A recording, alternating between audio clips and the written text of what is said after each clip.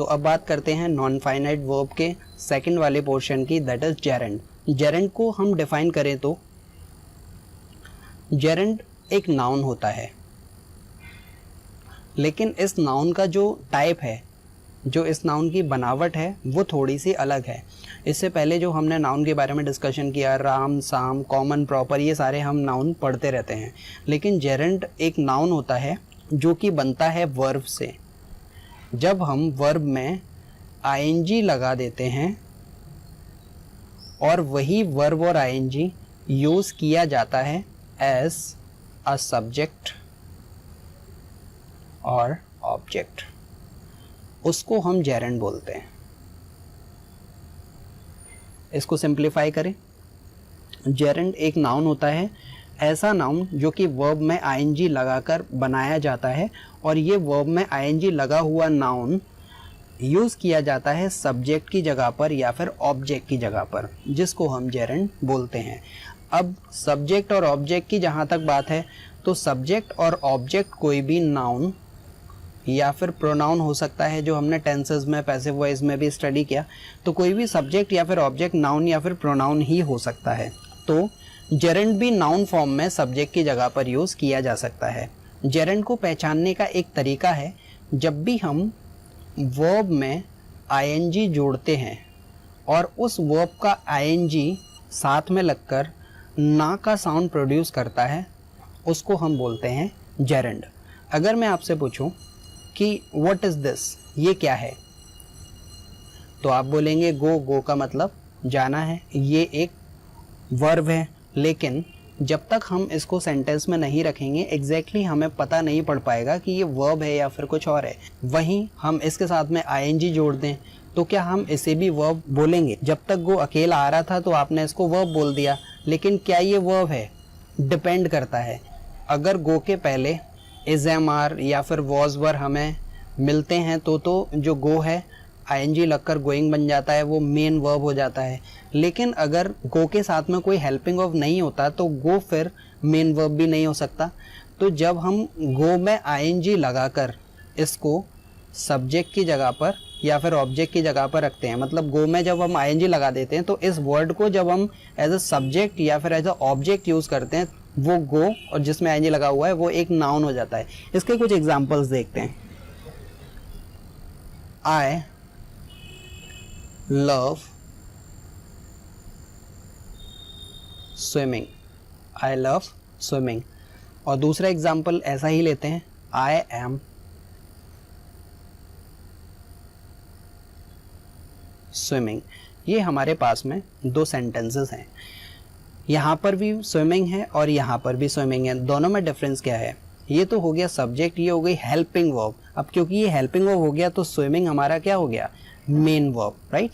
तो यहाँ पर स्विमिंग एक वर्ब हुआ, लेकिन वहीं हम पहले वाले एग्जाम्पल पर आए तो ये हो गया सब्जेक्ट, ये हो गया मेन वर्ब, क्योंकि हेल्पिंग वर्ब तो इसके पहले कुछ है ही नहीं, ये हो गया मेन वर्ब। तो सब्जेक्ट आ गया, वर्ब आ गया, और उसके बाद में फिर क्या आता है? ऑब्जेक्ट आता है। तो ऑब्जेक्ट की जगह हमें रखा हुआ मिला वर्ब में आईएनजी। तो अब ये मेन वर्ब नहीं हो सकता। इस सेंटेंस में दो मेन वर्ब नहीं है। ये जो स्विमिंग है वो एक नाउन है। अब हम देखें, इससे कंपेयर करें, यहाँ पर भी स्विमिंग था, ये एक वर्ब था, और ये नाउन कैसे हो गया? यहाँ पर स्विमिंग वर्ब इसलिए था क्योंकि एम आ रहा था, सपोर्टिंग वर्ब था, हेल्पिंग वर्ब था, तो एम के बाद में स्विम का स्विमिंग हो रहा था। लेकिन यहाँ पर इसका इज, एम, आर, वॉज, वर कुछ तो है नहीं, यहाँ पर बी भी नहीं है। तो ये ऑब्जेक्ट की जगह रखा जा रहा है, इसीलिए या तो ये नाउन हो सकता है या फिर ये प्रोनाउन हो सकता है। तो प्रोनाउन तो ये हो नहीं सकता। जब हम वर्ब में आईएनजी लगा हुआ देखते हैं और वो किसी ऑब्जेक्ट या फिर सब्जेक्ट की जगह पर आता है तो वो एक नाउन कहा जाता है। तो इसीलिए ये जो स्विमिंग है एक नाउन है और इसको हम बोलेंगे जेरेंड। चलिए, जो कॉन्सेप्ट की हम बात यहाँ कर रहे थे, हम इसको भी थोड़ा सा एक बार देख लेते हैं। ना का साउंड आता है, आई लव स्विमिंग, मुझे तैरना पसंद है। तो इस स्विमिंग को तैरना, इसका जो साउंड आ रहा है वो ना आ रहा है। ध्यान दीजिए, स्ट्रेस किस पर है? ना पर। तो आई लव स्विमिंग, मुझे तैरना पसंद है, तो आई लव स्विमिंग। दूसरा एग्जाम्पल लेते हैं, smoking is injurious to health. Cigarette पीना स्वास्थ्य के लिए हानिकारक है। सी। इज क्या है? वर्ब है। वर्ब के पहले आने का जो राइट होता है वो किसको होता है? सब्जेक्ट को। और सब्जेक्ट क्या होता है? कोई भी नाउन या फिर कोई भी प्रोनाउन। तो यहाँ पर हमने देखा ये जो हमारे पास में स्मोकिंग आ रहा है ये वर्ब तो नहीं हो सकता। अब ऐसा तो नहीं होगा कि जो मेन वर्ब है वो हेल्पिंग वर्ब से पहले आ जाए, नहीं, ऐसा नहीं है। तो यहाँ पर ये स्मोकिंग है ये एक सब्जेक्ट है। और कैसा सब्जेक्ट है? ये नाउन है, एक जेरेंड है। और इसको देख लेते हैं दूसरे कॉन्सेप्ट को फॉलो कर रहा है या फिर नहीं कर रहा है। इसमें ना का साउंड आ रहा है क्या?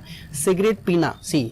सिगरेट पीना स्वास्थ्य के लिए हानिकारक है। तो यहाँ पर स्मोकिंग का मतलब क्या निकल रहा है? सिगरेट पीना, ना का कॉन्सेप्ट आ रहा है, इसीलिए ये जेरेंड हुआ।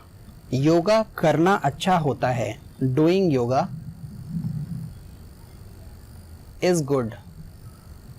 Doing yoga is good. अब देखिए डूइंग योगा ये पूरा क्या है? ये योगा करना, डूइंग योगा, ये पूरा जेरेंड वाला पोर्शन हो गया क्योंकि ये सब्जेक्ट की जगह पर लिखा हुआ है।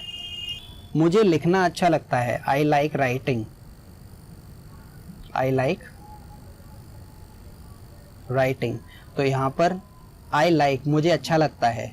क्या अच्छा लगता है? लिखना। तो यहाँ पर जो राइटिंग है वो एक नाउन है, ऑब्जेक्ट की जगह पर आ रहा है ना, तो ये एक नाउन हुआ।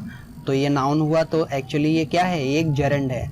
इसको हम ऐसे भी लिख सकते हैं, आई लाइक टू राइट। तो यहाँ पर जब हम टू लगा देते हैं लाइक के बाद में तो ये इन्फिनेटिव बन गया जो इससे पहले हमने स्टडी किया। और जब हम टू नहीं लगाते तो सीधा हम आईएनजी लगा दिया, इसको जेरेंड बना दिया, इसको नाउन बना दिया। फाइन।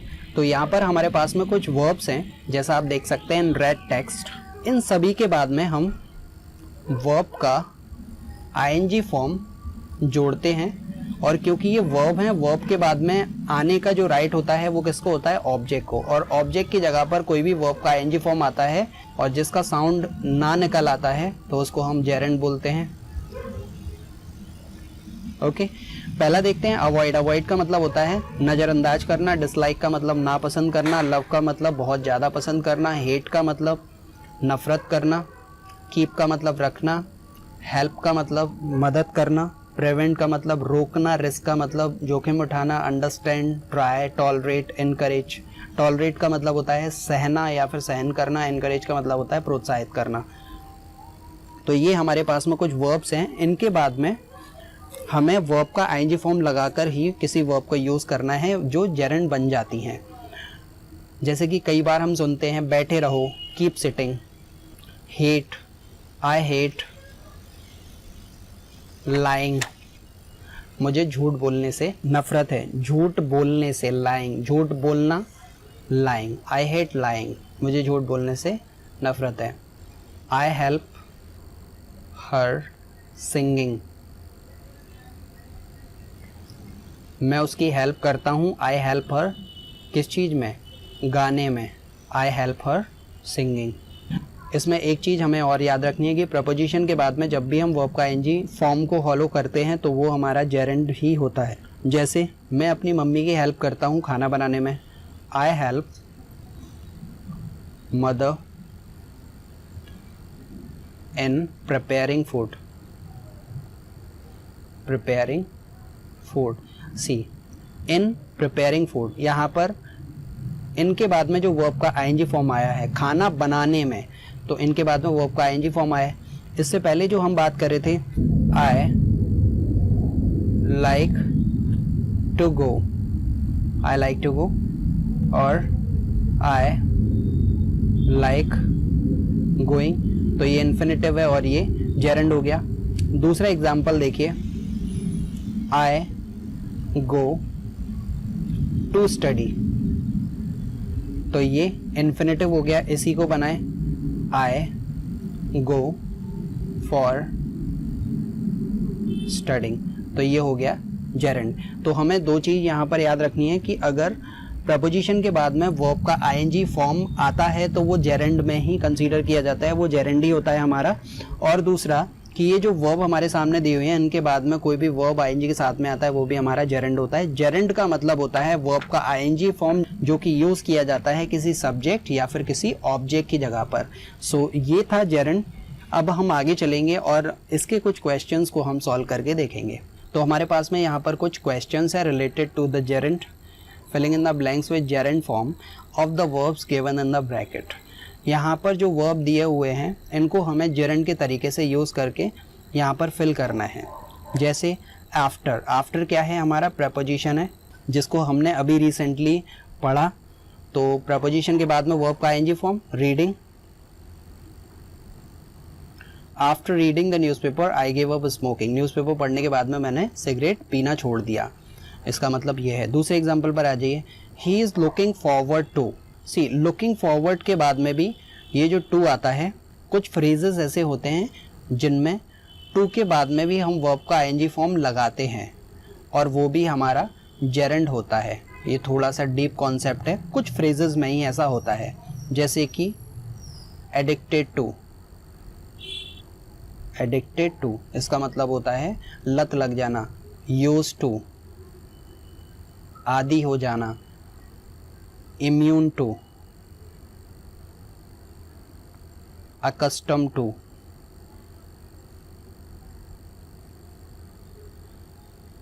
Accustomed to.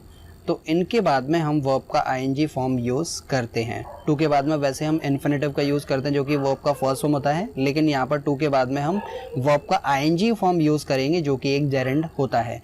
कुछ केसेस में ही हम इसका यूज़ करते हैं, अदरवाइज बाकी टू के बाद में हमें वर्ब का फर्स्ट फॉर्म ही लगाना होता है। तो उसमें से ही एक है looking forward to. Looking forward to का मतलब होता है उम्मीद करना। तो he is looking forward to seeing you. See का मतलब मिलना भी होता है, सी यू लेटर, बाद में मिलते हैं। तो he is looking forward to seeing you, या फिर he is looking forward to seeing me है यहाँ पर, तो वो मुझसे मिलने की उम्मीद कर रहा है। Next, the Ramayana is worth. Worth के बाद में रीडिंग का यूज़ होगा। रामायण पढ़ने लायक बुक है, रामायण इज़ वर्थ रीडिंग। कई बार हम मार्केट में जाते हैं, ड्रेस देखते हैं, कोई ड्रेस हमें पसंद आती है तो बोलते हैं कि ये ड्रेस खरीदने लायक है, तो this dress is worth buying. ये मूवी देखने लायक है, this movie is worth watching. Next example पर आ जाते हैं। माई वाइफ प्रपोज्ड। गो का हमने यहाँ पर गोइंग करके रख दिया। My wife proposed going to cinema. मेरी वाइफ ने प्रस्ताव रखा सिनेमा जाने के लिए। My hobby is dash the student, teaching the student. My hobby is students को पढ़ाना, मेरी हॉबी है। टीचिंग का मतलब पढ़ाना। सेव आईएनजी लगा के रख दिया। Saving is better than spending. Saving is better than spending. बचाना ज़्यादा अच्छा है खर्च करने की अपेक्षा। I postponed her going to Mumbai. मैंने उसका मुंबई जाना पोस्टपोन करा दिया।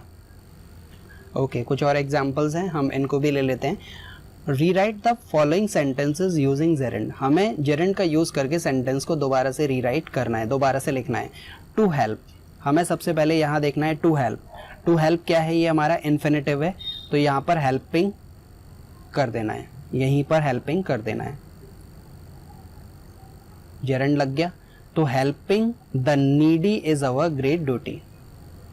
इसका मतलब क्या हो गया कि ज़रूरतमंदों की मदद करना। तो ये जो इन्फिनेटिव था इसको हटा के हमने क्या लगा दिया, आईएनजी जेरेंड। देखिए यहाँ पर भी वही है, ज़्यादा बात करना इंटेलिजेंट का साइन नहीं है, तो इसको हटा के हमने यहाँ पर टॉकिंग कर दिया। Talking too much is not a good sign of intelligence. Third example देखिए, टू स्कॉल्ड। तो टू स्कॉल्ड को हटा के क्या कर देना है, scolding. Scolding her lover over trifles her habit. Next, to stand, यहाँ पर स्टैंडिंग। टू कीप, यहाँ पर कीपिंग। मतलब जो इन्फिनेटिव था टू के बाद में V1, उसी को हमने रिप्लेस करके जो वर्ब थी आईएनजी बनाकर रख दिया, तो वो जेरेंड हो गया। तो ऐसे हमें जेरेंड को समझना है। और gerund as a noun use किया जाता है सब्जेक्ट की जगह और ऑब्जेक्ट की जगह। तो चलिए आगे चलते हैं और बात करते हैं पार्टिसिपल्स के बारे में।